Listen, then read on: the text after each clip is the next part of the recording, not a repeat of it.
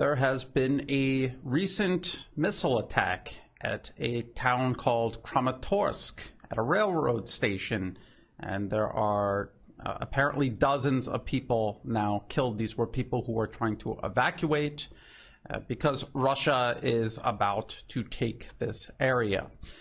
Now, the missile that hit this area is a Tochka-U, and that's not according to Russian media. That's according to the BBC. This article right here, Kramatorsk Station Attack, What We Know So Far.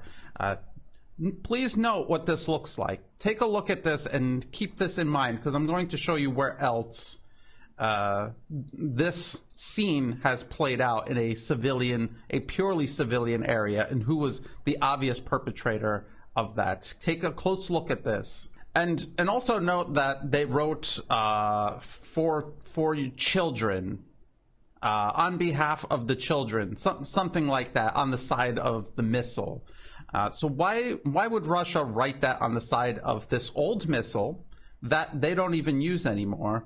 And it says right here, both sides say Tochka-U missiles were used. Russia being accused of using an Iskander short-range ballistic missile with a cluster munition warhead. But then he later corrected himself as saying it was a Tochka-U. Why is that important? Because Russia doesn't use Tochka-U missiles anymore. They use Iskander missiles.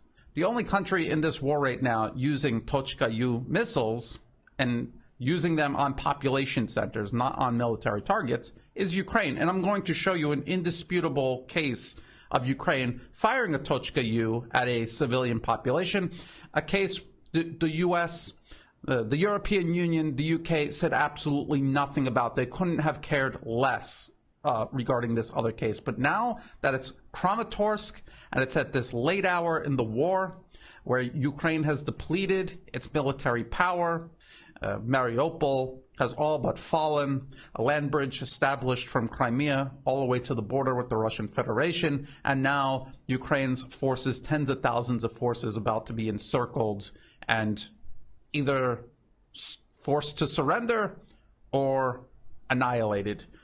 Now we have this instant where this missile has hit a civilian area, and now the entire West is screaming about it. And remember, this is the same West that admits that they themselves and Ukraine are fighting an information war. Keep that in mind.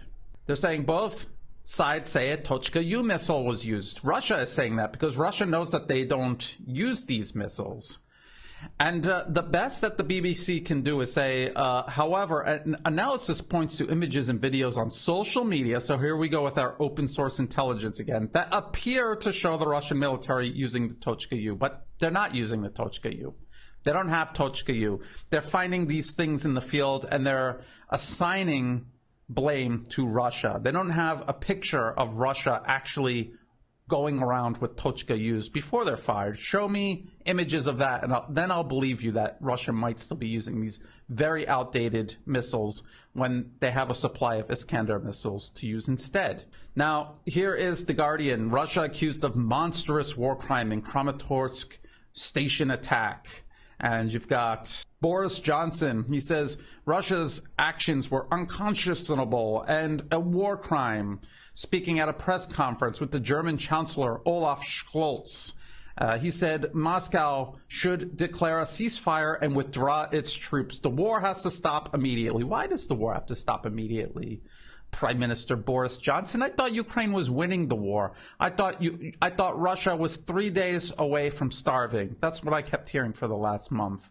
Why would you want the war to stop now when you've got them on the run?